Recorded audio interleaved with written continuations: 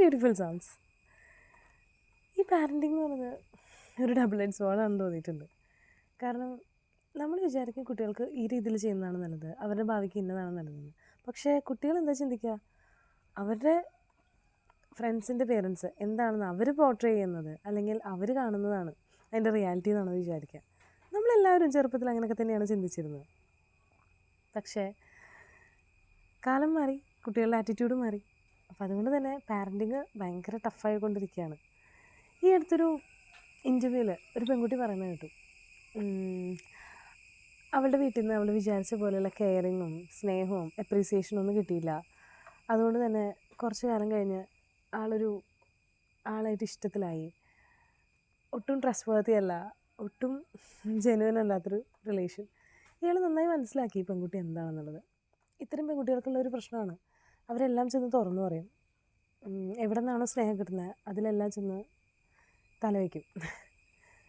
അങ്ങനെ കുറച്ച് കാലം കഴിഞ്ഞപ്പോഴാണ് മനസ്സിലായത് ഇയാൾ ഒട്ടും ട്രസ്റ്റ് വർത്തി അല്ല, ഇയാൾ പരമാവധി ഈ പെൺകുട്ടിയെ എക്സ്പ്ലോയിറ്റ് ചെയ്യാമായിരുന്നു, യൂട്ടിലൈസ് ചെയ്യാമായിരുന്നു എന്നൊക്കെ.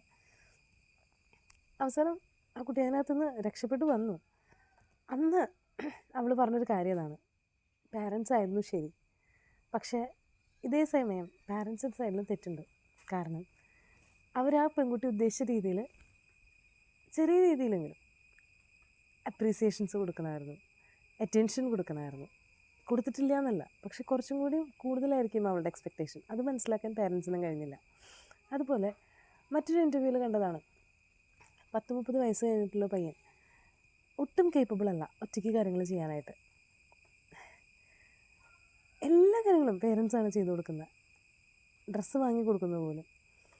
ഞാൻ പറയുകയാണെങ്കിലേ ഒരു 6 വയസ്സ് അതിനുള്ളിൽ തന്നെ ആ കുട്ടികൾ കേപ്പബിൾ ആവണം. അവർ സ്വന്തമായിട്ട് പല്ല് തേക്കാൻ, സ്വന്തമായിട്ട് കുളിക്കാൻ, അങ്ങനെയുള്ള ബേസിക് ആയിട്ടുള്ള കുറച്ച് കാര്യങ്ങളൊക്കെ അവർക്കറിഞ്ഞു. ഭക്ഷണം തനിയായിരുന്നു കഴിക്കുക. ഇപ്പോഴത്തെ കുട്ടികളെല്ലാം സമയക്കുറവിൻ്റെ ആണെങ്കിൽ പോലും നമ്മൾ വാരി കൊടുക്കുകയാണ് ചെയ്യുന്നത്. അത് ശരിയല്ല. പകരം നമുക്കവരെ കുറച്ച് മെസ്സി ആക്കുമായിരിക്കും, പക്ഷേ അത് തനിയെ പരിശീലിപ്പിച്ച് കഴിഞ്ഞാൽ അത് ഭയങ്കര ഹെൽപ്ഫുള്ളായിരിക്കും. അവർക്ക് തന്നെ ആ ഒരു സെൽഫ് എസ്റ്റീം ആണെങ്കിലും അവരുടെ തന്നെ കോൺഫിഡൻസ്, ഇതെല്ലാം ഭയങ്കര ഇമ്പ്രൂവ് ആവും.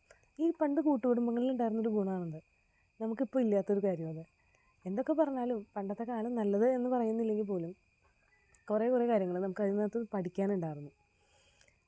ഇപ്പോൾ കുട്ടികൾക്കത് കിട്ടാതെ പോകുന്നതും ആ കൂട്ടുകുടുംബത്തിൻ്റെ മിസ്സിങ്ങാണ്. എന്ന് വെച്ച് നമുക്കതൊന്നും തിരിച്ചു കൊണ്ടുവരാൻ പറ്റില്ല, പക്ഷേ പരമാവധി നമ്മളത് റിയലൈസ് ചെയ്യണം. Happy reflecting.